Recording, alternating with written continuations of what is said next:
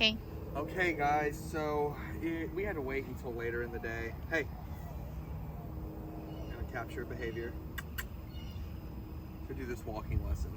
There we go. Now she's on track. It's just too hot. It's just too hot. I think it would just be she would just be rather than actually focusing on the walk. So you see how she's doing this kind of stuff. I know we don't want that. So before she goes, come on.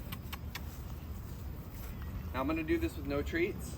You can use treats, but I want you to just walk it out with her first. Let her know the rules. That leg right there coming up is me trying to give her a sit. Hey, good, there we go. Take a breath. Touch.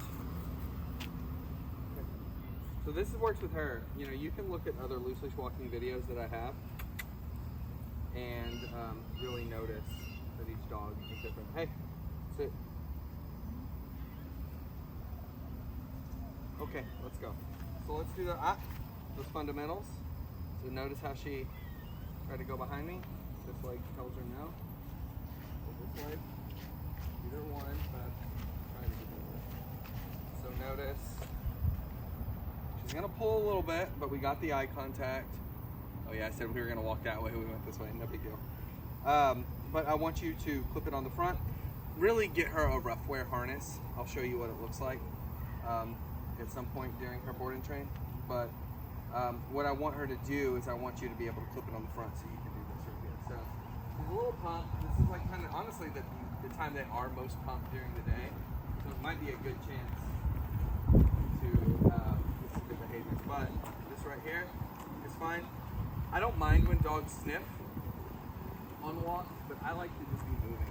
We're gonna cross right here because we got a neighbor watering.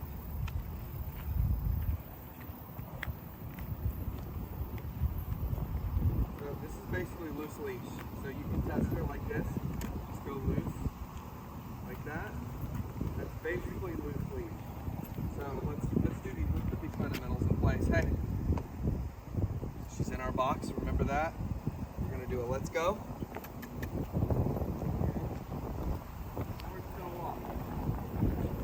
When you're speaking to her, I want you to make those talking to her really potent, especially.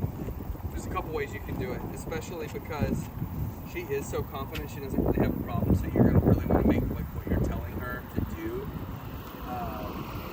You're gonna really want to make that like not all the time because we want to make sure that like what we're saying is gonna really register for her. See, I give her that correction right there. And we do a let's go. But if it's a dog that's a little more timid, you try to encourage them more and keep them moving.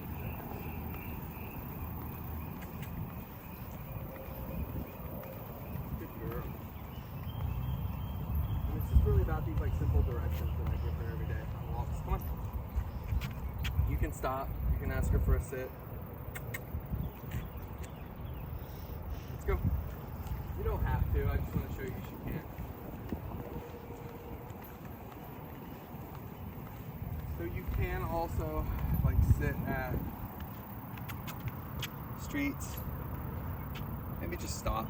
That's really what I ask dogs to do. Stop. Hey, look. Good. See how I had to kind of check her a little bit? Yeah, okay, this is what we're doing, sweetie. Come on.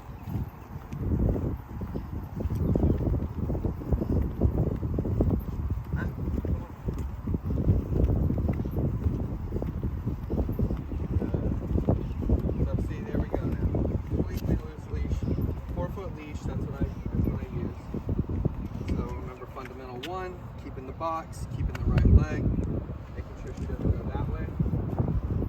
Fundamental 2, using that left leg right there.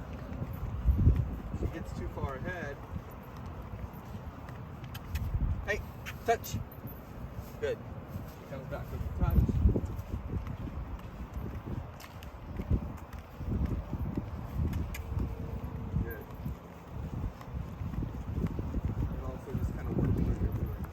That. Come on.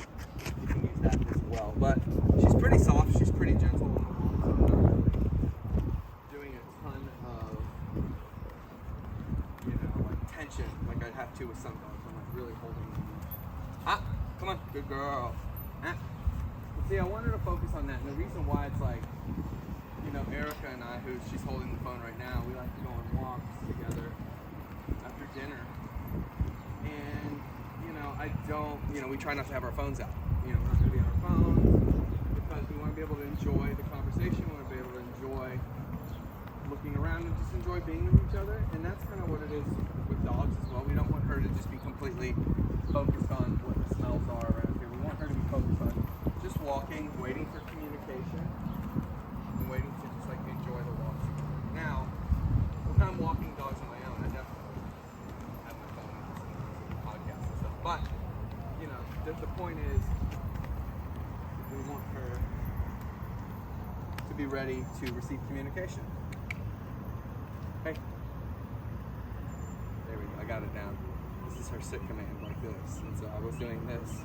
Like, no, this is it. So she did it. She does it. She does it well. Come on. Let's go. So, I think she's doing really well. I mean, that's pretty good for a 7-8-month-old dog. Right there. And it's just the consistency, and it's really just the exposure that she's been getting to the other dogs. And, you know, getting tired, of course, getting mentally and physically tired every day. But, you know, I think she can keep this up. I think you guys can keep it up. That rough wear harness will be a lot more comfortable on her armpits. It's a lot easier to put on, and you have a lot more control. You have a lot more control with her, and the communications that we give her are a lot more potent, where she's not like, oh, getting dragged. It holds to her very well. And she'll get that correction and that communication with much less pressure. Well, let's just kind of finish this little video here with just a little bit of walking, no talking.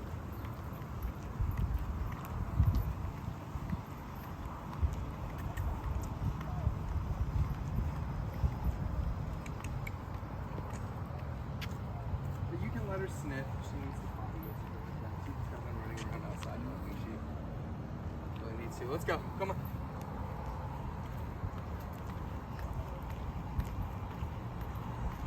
Right there, that's how you're going to test it.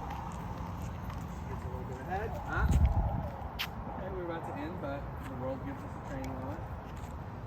Hey, no squirrels, any of that stuff, okay? So that means now we can go sniff. She did something for me, now she can sniff the area where the squirrel went. Smell, probably some off the driveway, but she can smell. Good girl. All right, guys, that's Leash Walking with Sage. Thank you, guys. Bye-bye.